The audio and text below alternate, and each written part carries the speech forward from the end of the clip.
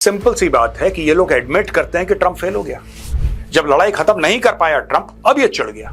आपको भारत की जरूरत पड़ रही है रूस और यूक्रेन की लड़ाई खत्म करने के लिए। ये 25% कह रहा है, फिर ये कह रहा है मैं इंक्रीज कर दूंगा। कल ये 45% बोल देगा, परसों ये 80% बोल देगा। भारत के मिनिस्ट्री ऑफ एक्सटर्नल अफेयर्स ने एक बहुत बड़ा तमाचा मारा है, बहुत बड़ा तमाचा मारा है टैरिफ के गाल पे। यही अमेरिका दोस्तों 2 साल पहले सपोर्ट कर रहा था, कह रहा था तुम और खरीदो तेल और खरीदो। That is why I say you can't trust the Americans। ये कल कुछ बोलते हैं, आज कुछ बोलते हैं। ट्रंप किस तरीके से दोगला है। ट्रंप का एक कानून जो गोरे देश हैं, व्हाइट कंट्रीज हैं, उनके लिए एक अलग कानून है, और जो एशियन कंट्रीज हैं उनके लिए अलग कानून है। मुझे लगता है कि ट्रंप में वो डिप्लोमेटिक सोफिस्टिकेशन है नहीं जो एक वर्ल्ड लीडर में होना चाहिए। रशिया से तेल खरीदना उस दिन बंद होगा जिस दिन रूसी तेल सस्ता नहीं रहा।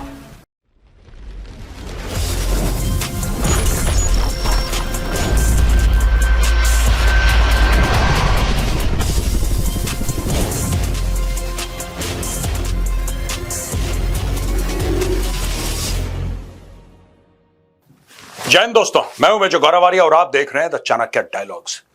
दोस्तों, जैसा आपको दिख रहा है टैरिफ, यहां पे देखा गया है कि पुतिन साहब हंस रहे हैं, मोदी जी हंस रहे हैं और ट्रंप का चेहरा थोड़ा सा उतरा हुआ है, और ये वास्तविकता से काफी मेल खाता है क्योंकि भारत ने पलटवार शुरू कर दिया है। धीरे धीरे से भारत ने चूड़ियां कसनी शुरू कर दी हैं, और आज के वीडियो में मैं आपको यह बताऊंगा किस तरीके से भारत ने पलटवार शुरू करा है। अमेरिका को बहुत समय तक यह लग रहा था कि यार हम तो करते रहेंगे, बोलते रहेंगे, कुछ भारत की तरफ से जवाब नहीं आएगा। और मैंने ही कुछ दिन पहले एक बात बोली थी दोस्तों, जो मैं आपको वीडियो दिखाऊंगा, वो बात सच हो गई। चलिए वीडियो में आगे बढ़ते हैं। दोस्तों, ये 5 अगस्त 1971 का एक न्यूज़पेपर की क्लिपिंग है जो कि ट्वीट करी है ईस्टर्न कमांड ने। Eastern command is based out of fort William in Calcutta. Indian army का ईस्टर्न कमांड है दोस्तों, और ईस्टर्न कमांड वही कमांड है जिसने पाकिस्तानी फौज का ढाका में 16 दिसंबर 1971 को सरेंडर लिया था। उसी ईस्टर्न कमांड ने ट्वीट करा है, US arms worth 2 billion shipped to Pakistan since 54। यानी कि 1954 से लेकर 1971 तक 2 अरब डॉलर के हथियार। उस जमाने में 2 अरब डॉलर दोस्तों, आज की तारीख में भी 2 अरब डॉलर के हथियार बहुत होते हैं। आप समझ लीजिए आज से 60 साल से ज्यादा, right? I mean if you count it from 1954 onwards, right? आप देखिए कि लगभग 60 साल आज से, तब क्या वैल्यू रही होगी 2 अरब डॉलर की। 2 अरब डॉलर के हथियार अमेरिका ने पाकिस्तान को दिए। वही अमेरिका जो आजकल भारत से पूछ रहा है कि यार तुम रूस से हथियार क्यों खरीदते हो, तुम रूस से हथियार क्यों खरीदते हो।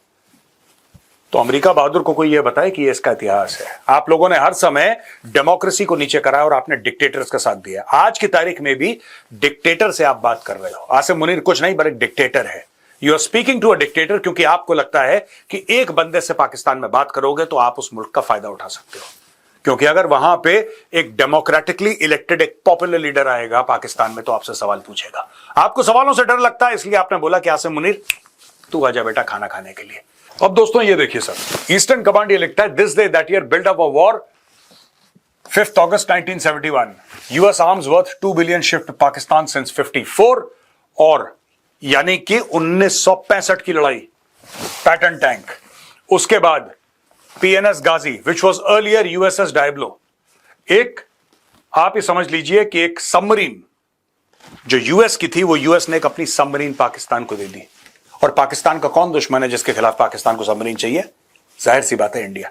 यानी कि अमेरिका ने पाकिस्तान को एक्चुअली एक पनडुब्बी दे दी कि जाओ भारत पे हमला करो। यूएस ने एक्चुअली पैटर्न टैंक दे दिए पाकिस्तान को कि जाओ भारत पे हमला करो। आज वही यूएस हमसे यह पूछ रहा है कि तुम रशिया से हथियार क्यों लेते हो यार। दोस्तों, खबर यह ब्लूमबर्ग की है। Trump was to ramp up India tariffs in escalation of Russia spat. मैंने कुछ दिन पहले एक वीडियो निकाला था और उस वीडियो में मैंने साफ बोला था, ये जो 25, एक्चुअली हम लोगों की भी समझ थोड़ी सी गड़बड़ है, ठीक है। हम लोगों को किसी ने बोला कि भैया 25% लगेगा टैरिफ, तो हम लोग पूरा मीडिया 25% पे कैलकुलेट करने लग गया। वो बड़े बड़े स्मार्ट बोर्ड हैं, एचडी स्क्रीन्स हैं, वीडियो वॉल हैं, 25%, इसका क्या मतलब हुआ, इंपोर्ट एक्सपोर्ट इतना हुआ, हमारी इकोनॉमी में क्या इंपैक्ट। इसकी कोई वैल्यू नहीं है यार। इस 25% की क्या वैल्यू है? वैल्यू किसी भी टैरिफ की, ऊंचा हो या नीचा, तब होती है जब वो कांस्टेंट होता है। ये tariff on the face of it 1 अगस्त को शुरू हुआ, on the face of it, जो ट्रंप ने बोला कि साहब 1 अगस्त से लागू हो जाएगा।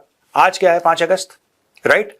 4 अगस्त को, यानी कि कल, टैरिफ को लगे हुए 3 दिन भी कंप्लीट नहीं हुए थे, 4 तारीख को ट्रंप साहब का बयान आ जाता है कि मैं इसको बढ़ा दूंगा। अब कहां गया 25% के? Where is it?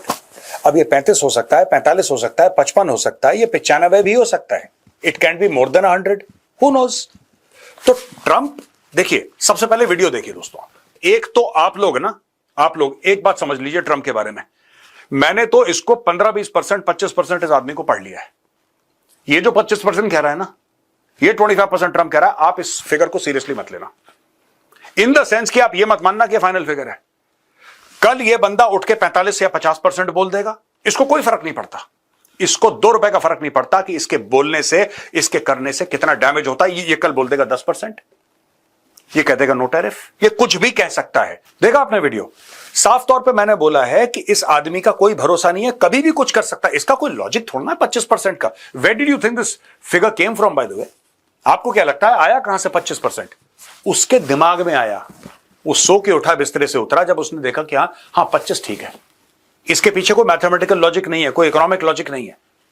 ये ट्रूथ सोशल पे जाएगा और अचानक, इसकी टीम को भी नहीं पता होता। मैं आपको बता रहा हूं, अमेरिका में ये बातचीत चल रही है, जो सीरियस सर्कल्स है अमेरिका में, वो कह रहे हैं कि इसकी खुद की टीम को नहीं पता होता कि ये कौन से देश पे कितना टैरिफ लगाएगा। उठ के ये सवेरे उठता है, सुबह सुबह उठा, इसने दांत वांत मांजी, इसने बोला कि हाँ यार चलो वो फलाना मैप पे देश है, इस पे मैं इतने, that's it, and then the nation keeps on reacting. तो दोस्तों, मेरा तो एक सुझाव है सरकार को, आप कोई भी कैलकुलेशन मत करिए, क्योंकि ये बंदा हर तीसरे चौथे दिन टैरिफ बदलता रहेगा। कल अगर आपने अनाउंस कर दिया कि आप अमेरिका से भारी मात्रा में हथियार खरीद रहे हैं, तो ये 25 का टैरिफ जो 50 करने वाला है, ये 5 कर देगा। कह रहा मैं तो मजाक कर रहा था। This man is unstable of mind. ये इसका दिमाग स्टेबल नहीं है ट्रंप का, पहली चीज। अब मैं आपको बताता हूं, President Donald Trump said he would substantially be raising the tariff on Indian exports to the US over India's purchases of Russian oil. India's Ministry of External Affairs said the targeting of India is unjustified and unreasonable, and that India will take measures to safeguard its national interests and economic security. The US is threatening secondary sanctions on countries that purchase Russian energy, with Matt Whitaker, the US ambassador to NATO, saying such sanctions are an obvious next step to try and bring the war in Ukraine to an end. इसका क्या मतलब है दोस्तों? ये जो कह रहे हैं मैट विटेकर, ये यूएस एम्बेसडर टू नेटो, इसका क्या मतलब है? इसका ये मतलब है, सिंपल सी बात है कि ये लोग एडमिट करते हैं कि ट्रंप फेल हो गया। ट्रंप ने बोला था ना 24 घंटे के अंदर खत्म कर दूंगा लड़ाई। ये भारत के ऊपर प्रेशर क्यों है? ये चीन के ऊपर प्रेशर क्यों है? Why this pressure on India and China? It is because Trump has failed. Trump promised, Trump ने जबान दी थी कि 20 तारीख को मैं बैठूंगा, 20 जनवरी को मैं कुर्सी पे बैठूंगा और 24 घंटे के अंदर मैं लड़ाई खत्म कर दूंगा। यानी कि 21 तक लड़ाई खत्म हो जानी चाहिए थी। 31 हो गया, 21 की जगह 31 हो गया। अगला महीना बीत गया, फिर अगला महीना बीत गया। भाई 6 महीने खत्म हो गए, लड़ाई खत्म होने का नाम नहीं ले रही। जब लड़ाई खत्म नहीं कर पाया ट्रंप, अब ये चिढ़ गया। अब ये कह रहा है कि कौन लोग हैं जो फंड करते हैं, कौन लोग हैं जो तेल खरीदते हैं, चलो। ओ भाई, अगर कल इंडिया रूस से तेल खरीदना बंद करता है या कम करता है, इसका क्या मतलब है? इसका यह मतलब नहीं कि अमेरिकन प्रेशर काम कर गया। इसका सिर्फ यह मतलब है कि अब भारत को फायदा नहीं लग रहा। India is not buying Russian oil to make a point to the Americans. India is buying Russian oil because it is cheap. आप हमें सस्ता दिलवा दो। आपके इतने दोस्त हैं आपके, आप बोलिए कतर को, you tell Qatar, you tell the UAE that sell India oil at this rate. अगर वो आपकी बात मान लेते हैं, we will divert our entire sort of funds there, we'll get supplies from there.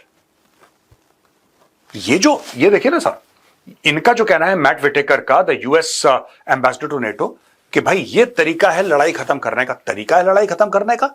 America super power है यार, intercontinental ballistic missiles हैं, और आपके पास न्यूक्लियर वेपन्स हैं, आपके पास 11 एयरक्राफ्ट कैरियर्स हैं, वो भी nuclear aircraft carriers, 100,000 ton displacement का एक।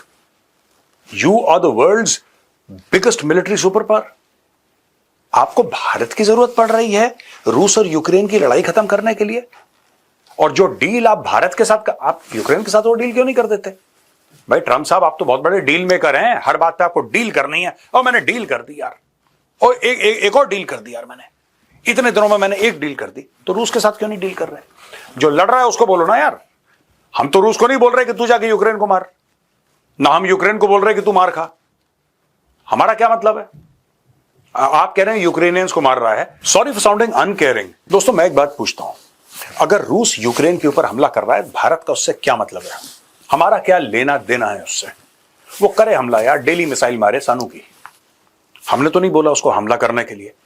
Why is India being penalized for something that Russia is doing? Why is that so?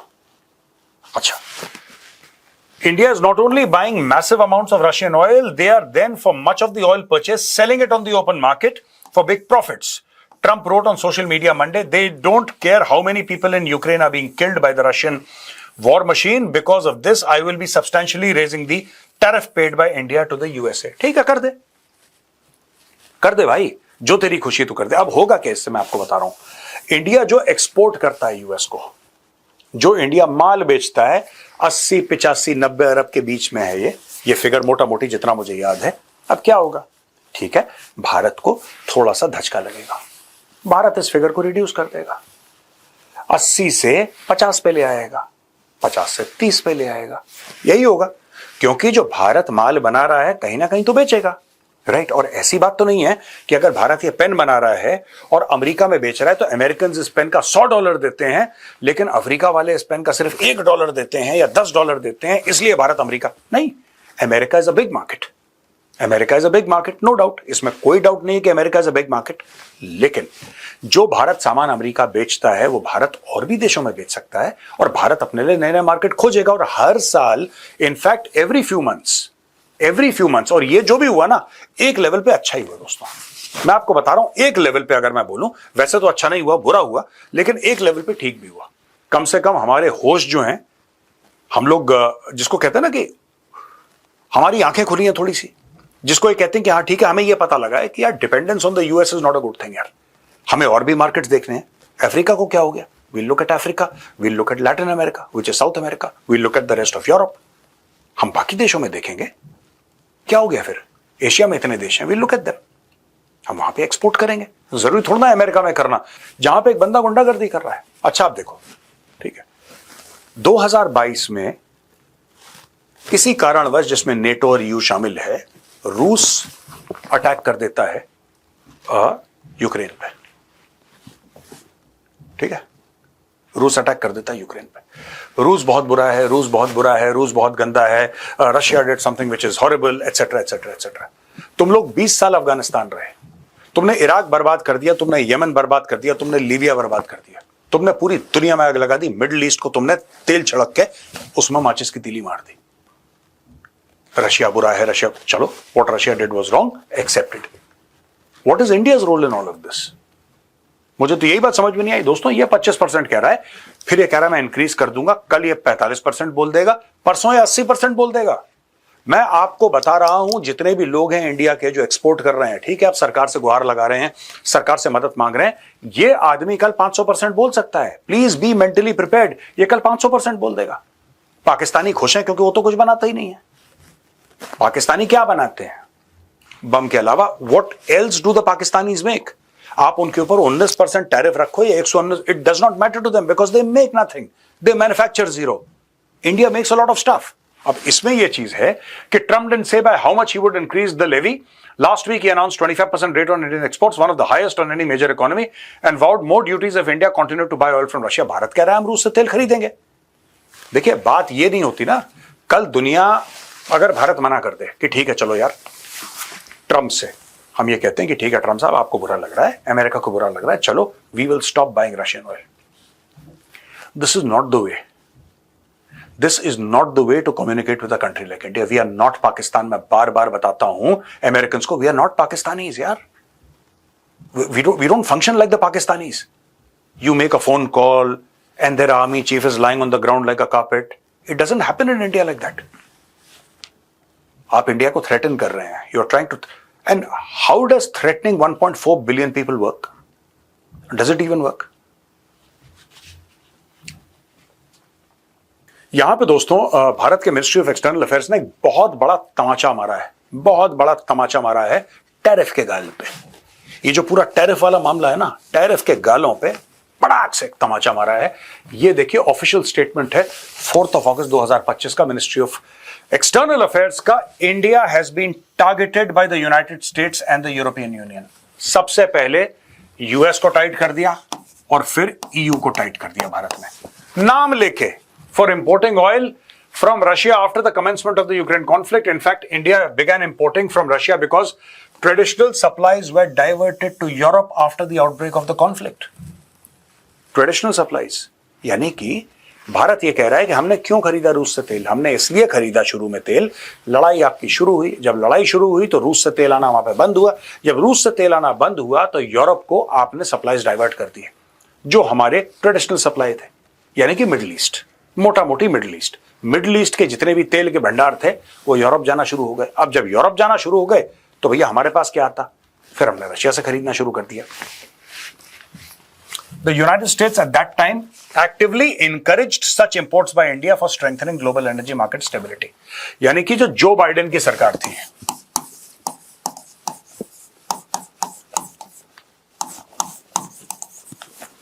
Joe Biden की सरकार ने, जब भारत ने शुरू में, मैं कह रहा हूं जब लड़ाई शुरू हुई 2022 में, उसके बाद जो भारत ने तेल खरीदना शुरू किया रशिया से दोस्तों शुरू में, और बिल्कुल खरीदता चला गया भारत, खरीदता चला गया तेल। जो बाइडेन ने बोला वेरी गुड। यही अमेरिका दोस्तों 2 साल पहले सपोर्ट कर रहा था, कह रहा था तुम और खरीदो तेल, और खरीदो।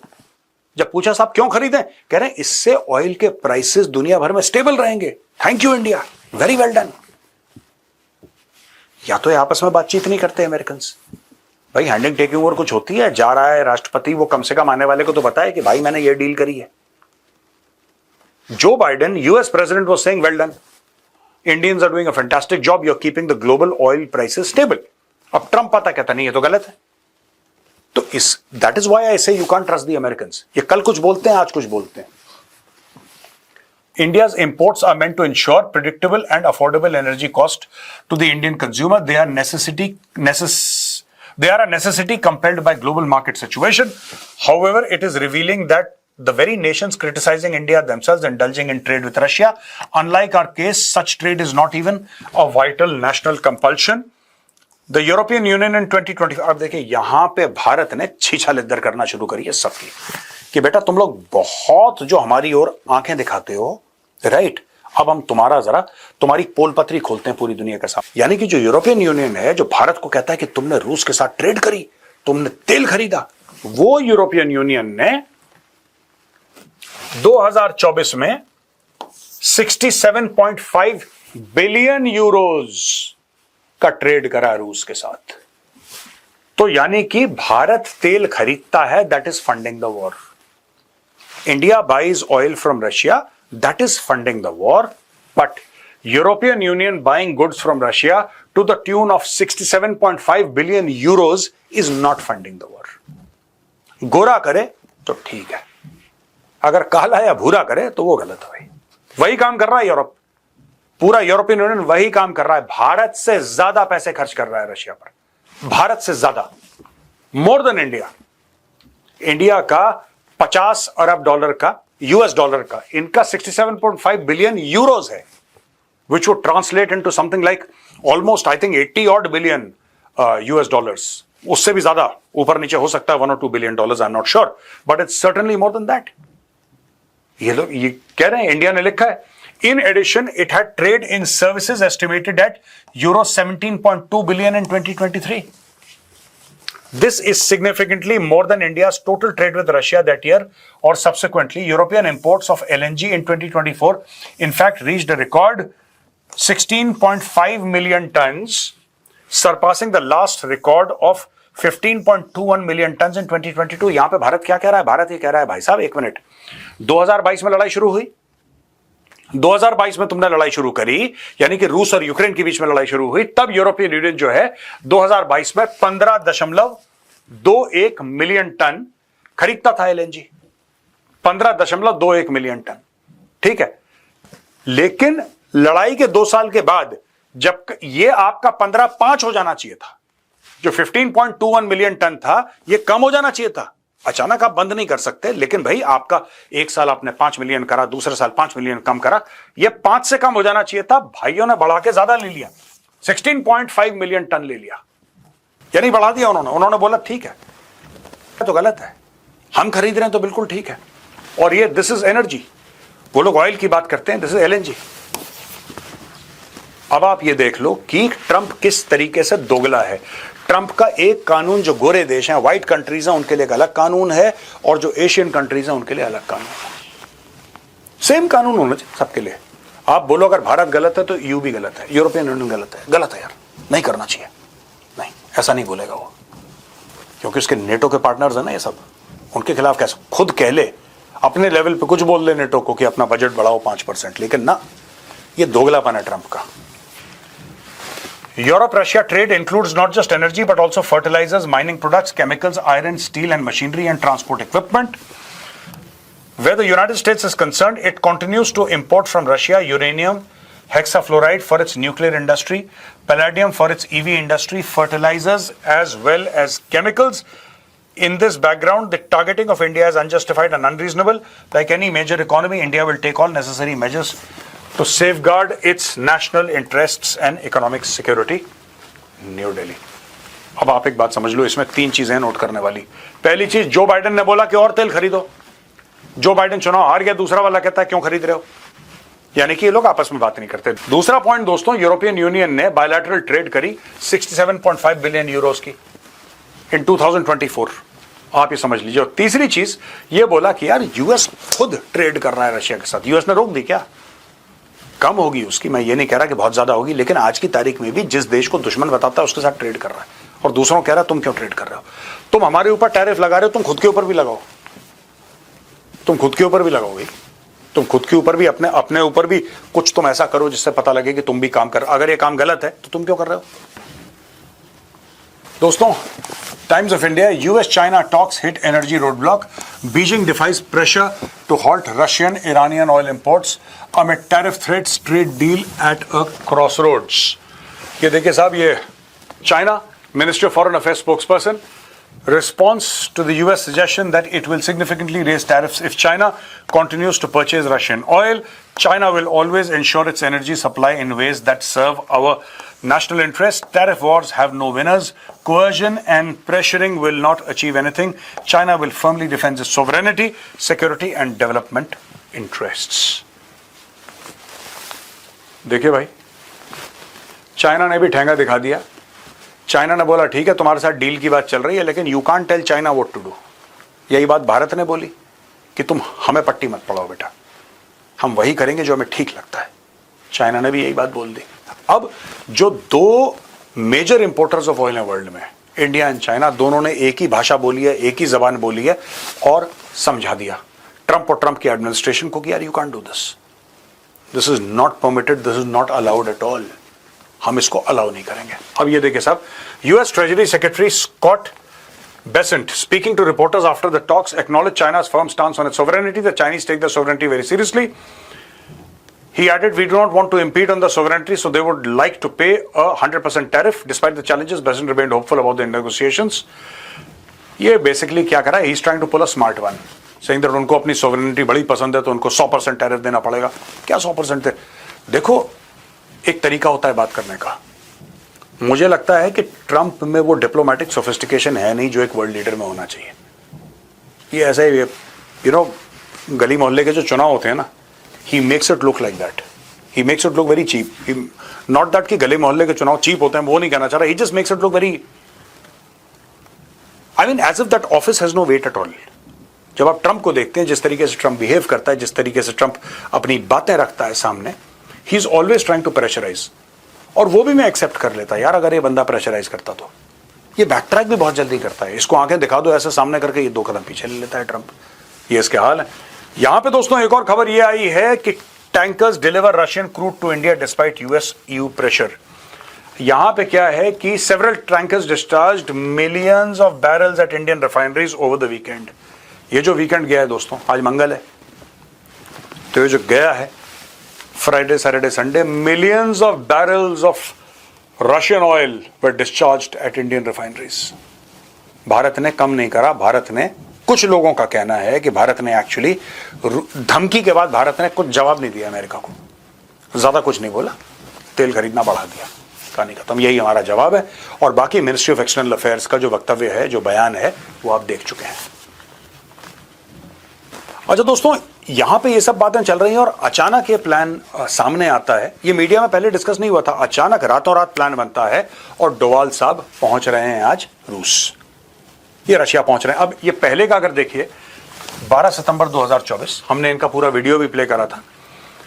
ये डोवाल साहब president of the Russian federation his excellency mister Vladimir Putin, ये सेंट पीटर्सबर्ग में मिले थे सितंबर 12, 2024 को, और ये यहां पे मिले और प्राइम मिनिस्टर मोदी की तरफ से एक मैसेज लेकर गए थे पुतिन साहब के पास। अब यहां पे पता लग रहा है कि national security adviser Ajit Doval's visit to Moscow on Tuesday aims to reinforce ties amid rising pressure from Washington. We will act in the best interest of Indian consumers and choose the most cost effective option available.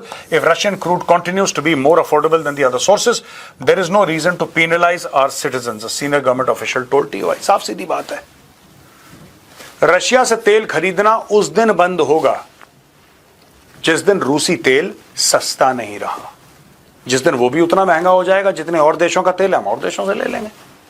हमने कोई कसम नहीं खाई, हमने कसम नहीं खाई है कि हमने रशिया से ही तेल लेना है, लेकिन दुनिया कान खोल के सुन ले भाई एक बात, और खास तौर से ट्रंप कान खोल के ये बात सुन ले, यू कैनॉट प्रेशराइज इंडिया। हम इसलिए खरीदते हैं क्योंकि हमें ठीक लगता है, कल हम अगर छोड़ेंगे तो इसलिए छोड़ेंगे कि हमें ठीक लगता है।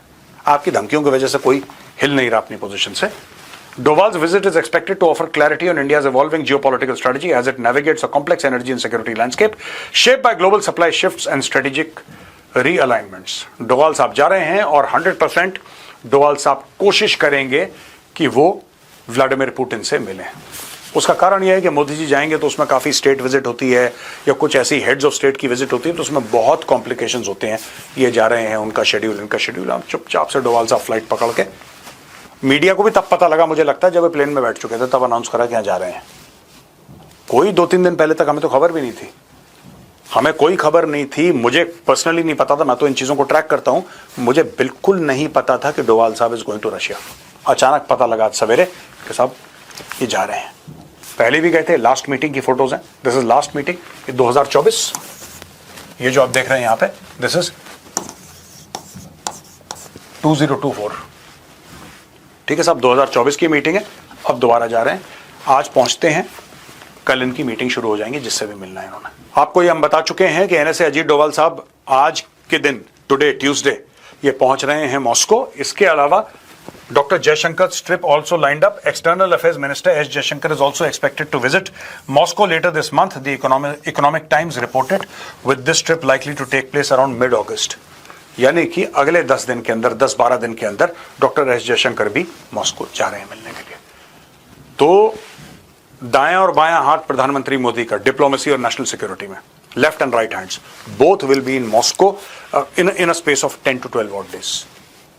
डोवाल साहब वापस आएंगे, डोवाल साहब पक्का देखना, डोवाल साहब वापस आएंगे, इनकी मीटिंग प्रधानमंत्री जी से होगी और उस मीटिंग में होम मिनिस्टर भी बैठेंगे और उस मीटिंग में आपके जो फाइनेंस मिनिस्टर हैं उन्होंने बैठना है और फॉरेन मिनिस्टर और एनएसए की भी मीटिंग होगी। फिर सारा का सारा निचोड़ निकाला जाएगा और फिर डॉक्टर जयशंकर जाएंगे रशिया। ये क्रम होगा दोस्तों। इसमें कई सारी स्टोरीज हैं, CNN की स्टोरी है, टाइम्स ऑफ इंडिया की स्टोरी है, NDTV वर्ल्ड की स्टोरी है और ये भी टाइम्स ऑफ इंडिया से ही हमने स्टोरी ली है। बेसिकली शुरुआत यहां से होती है, Trump is moving nuclear submarines following remarks by an ex Russian president, here are the subs in the American fleet. तो बताता है कि साहब ये सबमरीन्स हैं। एंड अब देखिए साहब, ये देखिए, Putin roars at Trump, Russia deploys deadliest submarine to counter US threat. अब इसने क्या करा, ट्रंप ने, इसकी तू मैं हो गई एक्स रशियन प्रेसिडेंट से। अब वो बंदा रिटायर हो चुका है, he is no longer the Russian president. Trump की इससे तू मैं हो गई। ट्रंप ने बोला कि अच्छा तू मुझसे बकवास करेगा, ले मैं अपनी 2 सबमरीन भेजा हूं। ये हाल है कि आपने कुछ बोल दिया तो यूएस प्रेसिडेंट ने अपनी 2 सबमरीन निकाल दी। यहां पे रूस इसको कहता है direct threat. Russia walks out of nuclear treaty with US, cites actions of Western countries. Russia has declared its withdrawal from the 1987 Intermediate Range Nuclear Forces Treaty, citing security threat posed by Western actions, particularly the US missile deployments. This decision follows the US withdrawal in 2019 and accusations of treaty violations by both sides. The announcement escalates tensions amidst warning from both countries regarding nuclear rhetoric and potential conflict. The Russian Foreign Ministry notes the disappearance of conditions for maintaining the unilateral moratorium on the deployment of similar weapons and is authorized to state that Russia no longer considers itself bound by the corresponding self-imposed restrictions previously adopted, the statement said. बस अब Russia ने भी हाथ पीछे खींच लिया है। Russia ने बोला कि intermediate range nuclear forces treaty जो है, INF treaty signed in 1987 band ground launch missiles with ranges between 500 and 5500 kilometres. ठीक है जी, जो ग्राउंड लॉन्च्ड हैं मिसाइल्स 500 से लेकर 5500 किलोमीटर की रेंज का, 500 से 5500, उनको बैन कर दिया था। It collapsed in 2019 when the United States withdrew from it, citing Russian violations. Moscow has rejected those allegations and in turn accused the US of developing missiles prohibited under the pact. President Vladimir Putin warned the collapse of the treaty would significantly erode the global security framework. अब यहां पे Russia ने directly Trump को threaten कराया और directly Trump को बोला है कि be very very careful with nuclear rhetoric. जो ट्रंप ने न्यूक्लियर सबमरीन्स मूव करी हैं, रूस ने ट्रंप को साफ सीधी बात बोल दी कि भाई जो मुंह से निकालते हो ना न्यूक्लियर के बारे में, बहुत केयरफुली 10 बार सोच के, वेरी वेरी केयरफुल 10 बार सोचना फिर मुंह खोलना, क्योंकि जब आप मुंह खोलेंगे तो उसके कॉन्सिक्वेंसेस होंगे। जब आप कुछ बोलेंगे, जब आप कुछ लंबे चौड़े बयान देंगे, उसके कॉन्सिक्वेंसेस होंगे। तो दोस्तों यहां पे पूरा मैटर फंसा पड़ा है। देखिए, एक तरफ भारत है, भारत कोई जवाब नहीं दे रहा, लेकिन भारत का जवाब यह है कि और ज्यादा तेल, और ज्यादा तेल। अमेरिका कहता है हम तुम्हारे ऊपर टैरिफ बढ़ा देंगे, भारत कहता है तुम लोग तो गलत काम कर रहे हो यार, गुंडागर्दी है, तुम खुद खरीद रहे हो, रशिया से माल खरीद रहे हो। यूरोपियन यूनियन जो हमें क्रिटिसाइज करता है, वो 65 बिलियन यूरोस का उसने 2024 में माल खरीदा रशिया से। भारत ये कह रहा है कि कानून ठीक है, तुम्हें जो कानून लाना है लाओ, लेकिन सबको बराबर होना चाहिए ना यार। ऐसा तो नहीं हो सकता कि क्योंकि वो गोरे देश हैं उनके ऊपर अलग कानून है और जो गोरे नहीं है उनके ऊपर अलग कानून है। तो किस्म का रंग भेद है। और जाहिर सी बात है कि वेस्टर्न कंट्रीज जो है वो अपने लिए एक कानून रखती हैं और बाकी दुनिया के लिए एक और कानून रखती हैं दोस्तों। तो मामला बड़ा पेचीदा है, लेकिन जैसा मैं पहले भी कह चुका हूं दोस्तों, ये 25% पे कोई कैलकुलेशन मत करना। 25% पे कोई कैलकुलेशन मत करना। कैलकुलेशन सिर्फ एक बात पे करना कि भारत अपनी सप्लाई चेन को कैसे डाइवर्सिफाई कर सकता है, इतनी सी बात है बस। इसका टोटल लबोलबाब ये है कि what can India do to immediately try and diversify supply chains. And number 2, Bharat का जो ट्रीटी साइन कर रहा है ना, फ्री ट्रेड एग्रीमेंट साइन कर रहा है और प्रेफरेंशियल ट्रीटी साइन कर रहा है, वो कितने जल्दी भारत कर सकता है। कहीं कहीं तो 10-15 साल से लटकी हुई है, नेगोशिएशन ही चल रहे हैं, इनके बंद नहीं हो रहे। India should immediately try and close most of the treaty so it can sell to other countries and other countries can sell to India. India is at least in terms of numbers, if not dollar terms, at least in terms of numbers, the largest market in the world. बहुत बहुत धन्यवाद दोस्तों ये video देखने के लिए। पसंद आए तो इस वीडियो को लाइक करिए, हमारे चैनल को सब्सक्राइब करिए, बेल आइकन दबाना बिल्कुल मत भूलिएगा। जय हिंद, वंदे मातरम, भारत माता की जय।